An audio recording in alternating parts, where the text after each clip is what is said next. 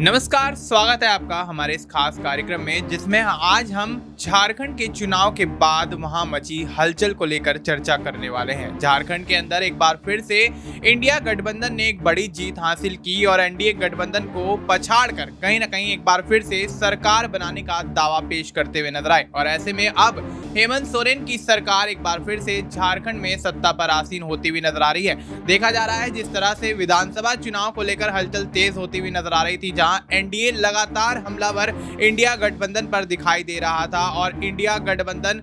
जीत के दावे पेश करता हुआ नजर आया, तो कहीं ना कहीं उनके दावे सफल होते हुए नजर आए। और ऐसे में राहुल गांधी और हेमंत सोरेन की जोड़ी एक बार फिर से झारखंड के चुनाव में सुपर कर लिया जाए या घड़ी की सुइयों को पीछे घुमा लिया जाए तो यहाँ पर सर ये भी कहा जाता है कि झारखंड जब राज्य का गठन हो रहा था, जब झारखंड का निर्माण हो रहा था, तो उस दौरान चंपई सोरेन और हेमंत सोरेन के पिता शिबू सोरेन ने काफी ज्यादा मेहनत मशक्कत की थी और झारखंड के निर्माण में या झारखंड के बनने में कहीं ना कहीं उनका एक बहुत बड़ा योगदान रहा है। तो क्या लगता है, क्या वाकई एक झारखंड के निर्माण से लेकर और उसके बाद सत्ता में आने तक कहीं ना कहीं जिस तरह से चंपई सोरेन की चर्चा यहाँ पर रही है, झारखंड के अंदर एक नाम बन के रहे हैं शिबू सोरेन के बाद, दोनों भाइयों के बीच काफी अच्छा संबंध यहाँ पर देखा जाता था, तो क्या लगता है क्या वाकई चंपई ने कहीं ना कहीं शिबू सोरेन के साथ जो मेहनत की, जो काम किया, उस पर कहीं ना कहीं पूरी तरह से पानी फेरते हुए नजर आए हैं और झारखंड के अंदर चुनाव से पहले भारतीय जनता पार्टी में जाना कहीं ना कहीं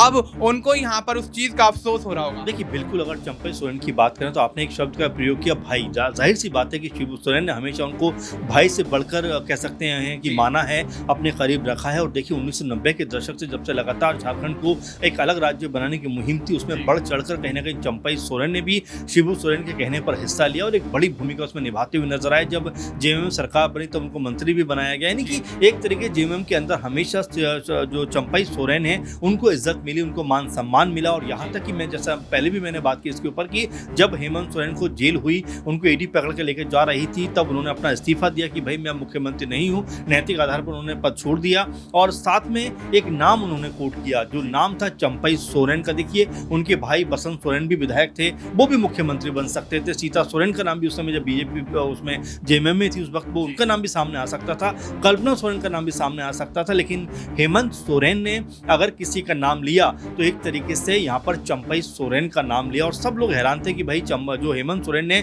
इतना बड़ा दिल, इतना बड़ा कह सकते हैं कि जो पद है, गरिमा है, वो उनको कैसे दे दी। इसको लेकर लगातार बातें हुई और यहाँ तक कहा गया कि जो हेमंत सोरेन है वो बहुत ज़्यादा मान सम्मान करते हैं चंपई सोरेन का, क्योंकि उन्होंने पार्टी को कह सकते हैं मजबूत किया और फाउंडर मेंबर्स में से वो एक थे। और लगातार जब से वो पार्टी से जुड़े, लगातार वो पार्टी को मजबूत करते हुए नजर आए, तमाम पदों पर काम किया और हमेशा सबसे ज़्यादा विश्वास योग्य बन के रहे। लेकिन वही होता है, कई बार अभिलाषाएं आपको जो है कहीं का नहीं छोड़ती और यही वजह कह सकते हैं चंपई सोरेन के साथ भी नजर आती है, जो थोड़े से बहकावे में आकर बीजेपी में शामिल हो जाते हैं। और देखिए बीजेपी भी जब प्रेस कॉन्फ्रेंस कर रही थी उस समय अमित शाह जो गृह मंत्री हैं उनको नाम लेकर संबोधित करते हैं, अगर आपने मंच पे वीडियो देखा हो। और उसको लेकर भी बहुत सारी चर्चाएं हुई थी कि भाई जो प्रदेश का मुख्यमंत्री हेमंत सोरेन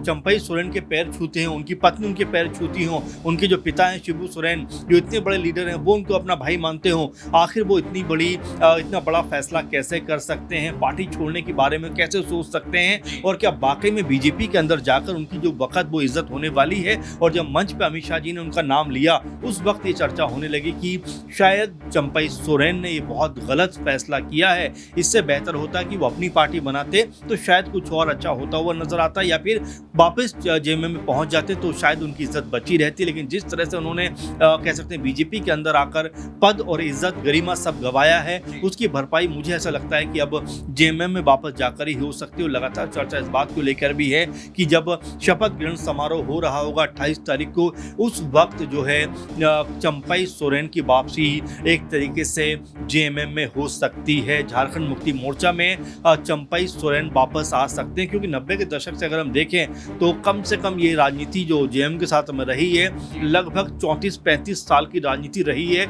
यानी कि आधी उम्र जो अपनी है वो उन्होंने पार्टी को उनके नाम कर दी और अब आकर ऐसा फैसला किया जिसकी हर तरफ कहीं ना कहीं चर्चा है। और लगभग ये लोग यही कहते हुए नजर आ रहे हैं कि चंपई सोरेन को उम्र के इस पड़ाव पर आकर इस तरह का फैसला नहीं करना चाहिए। देखिए गिले शिकवे मनीष हर जगह पर होते हैं, तमाम कह सकते हैं कि बातें हर पार्टी के अंदर होती हैं, तमाम जो चीज़ें होती हैं, कहीं आपके पक्ष में फैसले आते हैं, कहीं आपके खिलाफ भी फैसले आते हैं, लेकिन इसका मतलब ये नहीं है कि आप पार्टी छोड़कर किसी और पार्टी में शामिल हो जाओ। आपकी जो विचारधारा थी उसको त्याग कर आप कोई नई विचारधारा को अपना लो, और वो विचारधारा जिससे आपको सरोकार रहा नहीं है। 35-40 साल आपने जिस पार्टी को दिया है, तुरंत उससे दामन छुड़ाकर एक नई पार्टी आप ज्वाइन कर लेते हो और ये कहते हुए नजर आते हो कि मैं जो हूँ अब त्याग कर चुका हूँ और नई पार्टी को ज्वाइन कर चुका हूँ, लेकिन नई पार्टी को भी ज्वाइन करने का आपको कोई फायदा होता हुआ नजर नहीं आया। इसीलिए हर कोई अब ये कह रहा है कि हो सकता है कि यहाँ से चंपई सोरेन जो है वो एक बड़ा फैसला करते हुए नजर आए और वापस जो है वो जेएमएम में उनकी जो कह सकते हैं कि वापसी है वो उसकी राह यहाँ पर आसान होती हुई दिखाई पड़े। जी बिल्कुल। तो अब ऐसे में चंपई सोरेन की राह कितनी आसान होगी, कितनी मुश्किल, ये कुछ समय में अभी पता लगने ही वाला है। लेकिन अगर झारखंड की राजनीति को देखा जाए तो इसमें एक चेहरा इस बार काफ़ी ज़्यादा उभर कर सामने आता रहा और वो रहा हेमंत सोरेन की पत्नी कल्पना सोरेन का। कल्पना सोरेन जो कि एक गृहिणी के तौर पर पहले अपनी जिम्मेदारियां संभालती हुई दिखाई दी, लेकिन यहाँ हेमंत सोरेन के ईडी से गिरफ्तार होने के बाद जिस तरह से पार्टी की कमान संभालती हैं और जिस तरह से चुनावी मैदान में उतरती हैं, उसके बाद एक बड़ी जीत हासिल करती हैं, तो अब यहाँ पर सर एक सवाल ये रहेगा कि क्या यहाँ पर चंपई सोरेन की वापसी अगर हो जाती है तो उनको यहाँ पर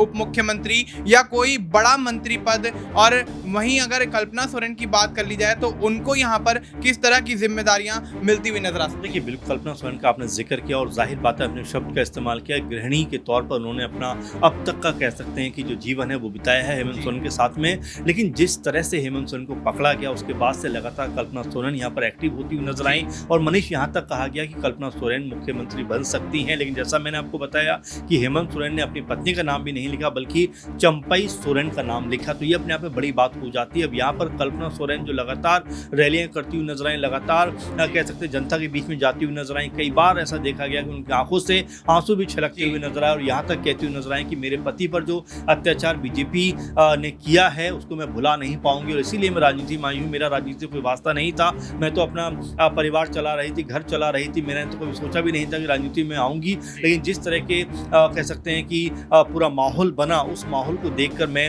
राजनीति में मैंने आने का फैसला किया और मैं अपने पति के साथ अगर खड़ी हुई हूँ तो इन सब भाषणों का, इन सब बातों का जनता के ऊपर बहुत असर हुआ है और एक बार फिर कह सकते हैं कि कल्पना सोरेन एक बड़ी मजबूत नेता बनकर उभरी हैं, विधायक बनी हैं और ऐसे में क्या उनको बड़ा पद मिलने वाला है, देखिए कल परसों तक खुलासा हो जाएगा। क्योंकि अगर हम कह सकते हैं कि मंत्रिमंडल के ऊपर गौर करें तो यहाँ पर लगभग ऐसा लग रहा है कि मुख्यमंत्री हेमंत सोरेन के साथ में 4 से 5 नाम जी जो जेएमएम के हैं उस तरफ से आ सकते हैं, वहीं 4 नाम कांग्रेस पार्टी की तरफ से तय किए जा रहे हैं और एक नाम जो है वो आरजेडी की तरफ से किया जा रहा है। मिला जुला कर एक मंत्रिमंडल बनाया जा रहा है जिसमें सारी पार्टियों को मौका मिल रहा है। तो ऐसे में कल्पना सोरेन कहाँ पर फिट हो पाती हैं ये देखने वाली बात हुई और चंपई सोरेन की अगर वापसी होती है जैसा आप कह रहे हैं तो उस आधार पर अगर हम बात करें तो जाहिर बात है कि उनको पार्टी बड़ी जिम्मेदारी कोई ना कोई जरूर सौंपने विचार कर सकती है। लेकिन महत्वपूर्ण बात यह है कि क्या वो अब इस तरफ आना चाहेंगे और क्या वाकई में अब हेमंत सोरेन वो विश्वास जो पहले उनके ऊपर हुआ करता था वो ही कायम रख पाएंगे, क्योंकि चुनाव के एन वक्त उनका बीजेपी में शामिल होना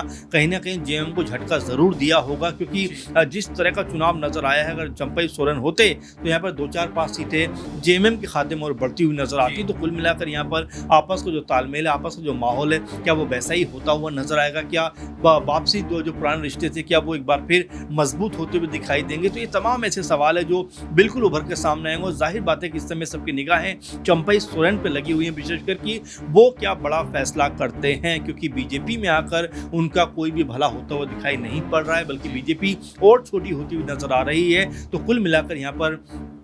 जो स्थिति है बीजेपी के लिहाज से वो कोई बहुत मारक या बहुत ज़्यादा कह सकते हैं बेहतर दिखाई नहीं पड़ रही है। तो हो सकता है कि चंपई सोरेन अपने कदम वापस खींचते हुए घर वापसी की अपनी राह जो है वो अपनाते हुए नजर आए, क्योंकि बीजेपी की तरफ से भी अभी तक चंपई सोरेन को लेकर कुछ भी नहीं कहा गया है। क्योंकि अगर बीजेपी की तरफ से उनको लेकर कुछ कहा गया होता तो अब तक ऐसा भी लगता कि भाई उनको जो है विपक्ष का नेता बनाया जा सकता है, कोई बड़ी जिम्मेदारी उनको दी जा सकती है, लेकिन अभी तक ऐसा कुछ नहीं लग रहा है। तो हो सकता है कि यहाँ पर चंपई सोरेन सोरेन अपनी तमाम जो चीज़ें पुरानी रही हैं उनको याद करते हुए जेएमएम की तरफ रुख बढ़ाएं और यहाँ पर हेमंत सोरेन भी, शिबू सोरेन भी उनका गले लगाकर स्वागत करते हुए नजर आए, क्योंकि चंपई सोरेन, जैसा मैंने आपसे कहा कि 35 सालों तक लगभग उन्होंने जेएमएम के साथ रहकर राजनीति की है और यहाँ पर अगर एक बार फिर उनको जाने का मौका मिलता है तो ऐसा लगता है कि वो जाना मेरे ख्याल से चूकेंगे नहीं और यहाँ पर जेएमएम के साथ मिलकर एक राजनीति का जो उनका अध्याय जो अधूरा रह गया उसको पूरा करते हुए नजर आ सकते हैं। जी बिल्कुल। तो अब ऐसे में क्या राजनीति का अधूरा अध्याय पूरा करते हुए यहाँ चंपई सोरेन नजर आएंगे, क्या जेएमएम की तरफ वापस रुख करते हुए नजर आएंगे? और सबसे बड़ा सवाल, अगर जेएमएम की तरफ रुख करते हैं, झारखंड मुक्ति मोर्चा में शामिल होने के प्रयास करते हैं, तो क्या हेमंत सोरेन दोबारा से चंपई सोरेन पर अपना पहले जैसा विश्वास बना पाएंगे या फिर नहीं? फिलहाल आपको झारखंड की राजनीति को लेकर क्या कुछ लगता है, आप अपनी राय हमें कमेंट करके बता सकते हैं। बाकी तमाम अपडेट्स के लिए जुड़े रहिए हमारे साथ, तब तक के लिए नमस्कार।